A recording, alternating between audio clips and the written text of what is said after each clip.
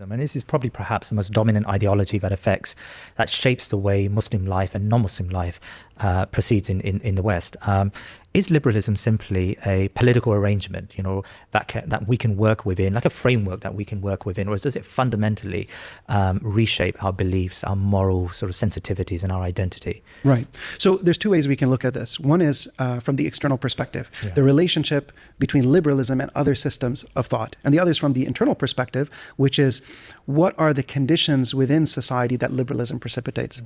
If we come at it from the first perspective, the external perspective, how tolerant is liberalism of other systems of thought?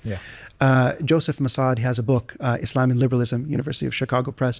And one of the first things he mentions at the beginning is that, liberalism is something that Muslims must be, according to its tenets, Muslims must be forced to accept. Be forced to convert to this ideology or to convert to systems, versions of Islam that are acceptable to liberalism. So liberalism has this kind of hegemonic character. It sees itself as a universalizing ideology and one that must be imposed by force on other civilizations. And that's connected to, there's this inherent connection between liberalism and colonialism. And that's something that, has been increasingly recognized in recent scholarship. So, liberalism grew out of the European Enlightenment and provided the legitimation for European colonialism, the civilizing mission. The hope of the savage was that they could only be dominated by the enlightened nations of the West. So liberty is for whom? Who receives this liberty, right?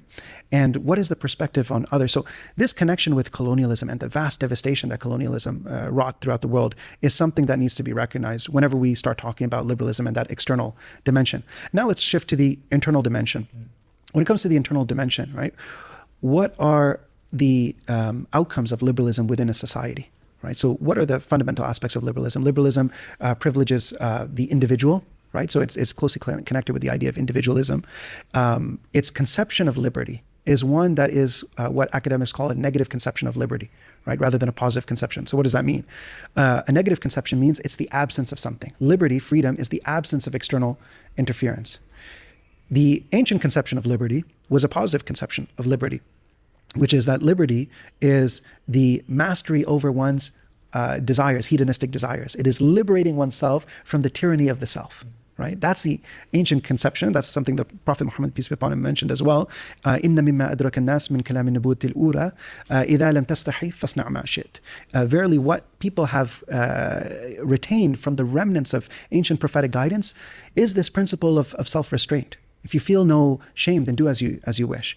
So that's the original conception of liberty. What happens in a society when you replace that positive conception of liberty with the negative conception? And you tell people that, there is no overarching goal in society other than, you're free to do whatever you want, think whatever you want, say whatever you want. Okay, but what should I want, right? What is ultimately my goal? Should I just follow my vain desires? And ultimately, there's no reason why a person shouldn't on that worldview. Right? If a person is brought up on that ideology, then it entirely explains why people will say, I'm just focused on the entertainment industry and the latest, products of this consumerist culture, rather than caring about my ethical duty towards children being massacred in the genocide in Gaza. Why should I bother if I see something, that comes up on my screen? I just scroll past, because liberalism just says, you're free to do what you want.